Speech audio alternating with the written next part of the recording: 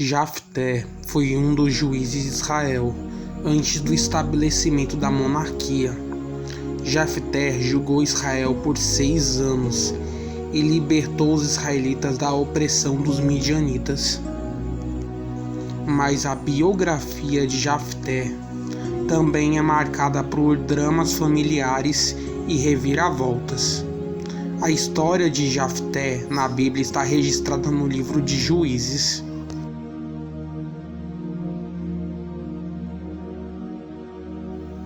A história de Jafté começa a se desenvolver na narrativa bíblica a partir de sua fuga para a terra de Tobi. Os estudiosos dizem que provavelmente Tobi ficava no leste de Ramote-Gileade. A Bíblia diz que em Tobi um grupo de homens levianos se juntou a Jafté. O texto bíblico diz que naqueles homens seguiram Jafté, mas não explica exatamente o que eles faziam. Alguns comentaristas sugerem que eles saqueavam outros grupos. Neste tempo, acontece que os amonitas se levantaram contra Israel, e então os anciãos de Gileade foram procurar Jafté. Obviamente, isso tinha a ver com a fama de Jafté como guerreiro de valor. A opressão do povo de Amon sobre Israel era muito dolorosa e durou 18 anos. Isso explica que o fato dos líderes israelitas terem ido implorar a ajuda de Jafté, o filho de uma prostituta e que foi rejeitado por seus irmãos, passou a ser visto como um homem capaz de libertar o povo de Israel do jugo amonita. Inclusive, é bem possível que os seus irmãos estivessem entre os anciões que foram pedir que Jafté os liderasse. Naquela ocasião, Jafté relembrou o fato de ele ter sido odiado e expulso de sua casa e de seu pai de Gileade. E Jafté também percebeu que eles só tinham ido procurá-lo porque estavam em grande aperto. Os anciões de Gileade, no entanto, admitiram que dependiam de Jafté para o combate contra os amonitas. Eles também prometeram que Jafté seria um líder sobre todos os moradores de Gileade.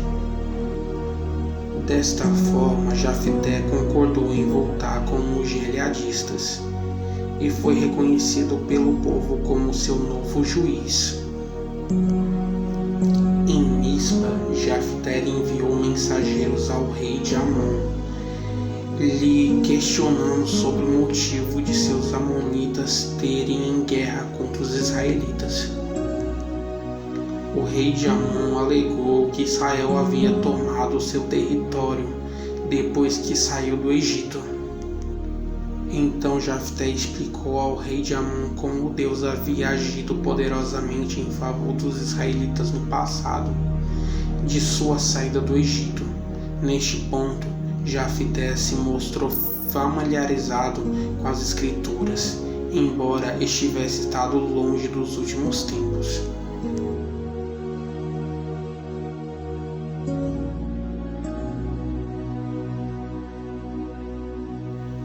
A Bíblia diz que o rei Amon não deu ouvidos às palavras de Jafté, tornando o conflito inevitável. Contudo, naquele contexto, o autor do livro de Juízes diz que o Espírito do Senhor veio sobre Jafté e ele atravessou por Gileade e Manassés, porque passou até Mispa de Gileade e até Mispa de Gileade passou até os filhos de Amon. Neste ponto, ocorreu o evento mais complicado da história de Jafté. O contexto bíblico informa que ele fez um voto a Deus no qual se comprometeu a oferecer ao Senhor um holocausto, aquilo que primeiro lhe saísse ao encontro da porta de sua casa, se Deus entregasse aos amonitas em suas mãos. Conforme o livro de Juízes, Deus deu a vitória aos israelitas e a opressão dos midianitas terminou. O registro bíblico informa que houve grande mortandade entre os amonitas em dezenas de cidades, e eles foram subjugados diante dos israelitas.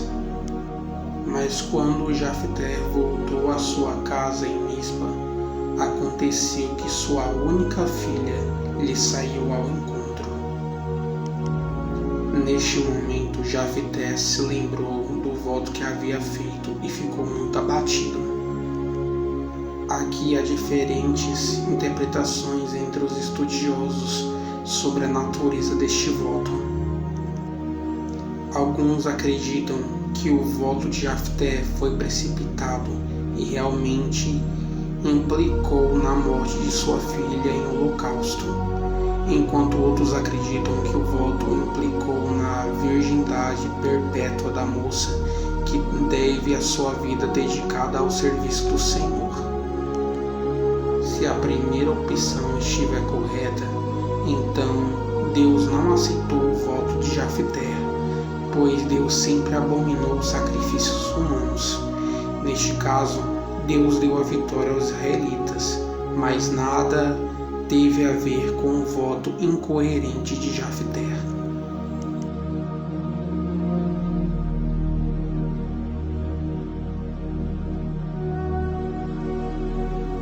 Após ter derrotado os amonitas, Jefté ficou como juiz em Israel por mais alguns anos. Durante esse tempo, Jefté ainda teve que lidar com os conflitos contra os eframitas. O povo da tribo de Efraim acusou Jefté de deixá-los de fora do conflito contra os amonitas. Mas parece que isso não era verdade, pois Jefté tinha chamado os eframitas antes da batalha e eles o ignoraram. Então talvez isso signifique que os eframitas estavam ressentidos porque queriam uma posição de destaque.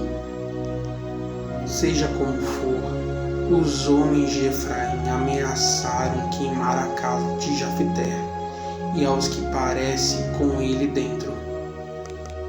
Mas Jefté reuniu todos os homens de Gileade e lutou contra os homens de Efraim.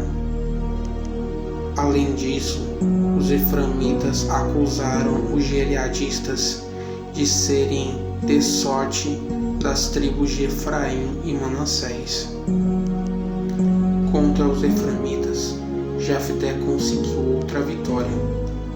Os eframitas foram dispersados e os tentaram retornar a Efraim através dos vales do Jordão. Acabaram mortos pelos soldados de Jefté que fizeram um teste de pronúncia.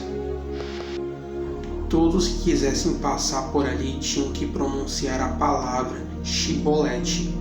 Quem pronunciasse a palavra de forma errada, no caso Sibolete, era preso e consequentemente morto.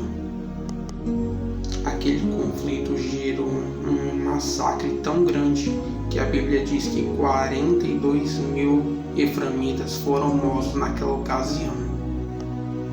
Por fim, a história de Jefté termina com um texto bíblico informando que ele liderou Israel durante 6 anos.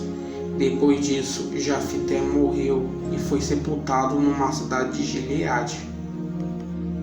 O texto bíblico não fornece qualquer detalhe sobre as circunstâncias da morte de Jefté. Mais tarde, o profeta Samuel relembrou o livramento que Deus deu a Israel através de Jefté. No Novo Testamento, Jefté também é mencionado na Carta dos Hebreus como um dos nomes que está na galeria dos heróis da fé.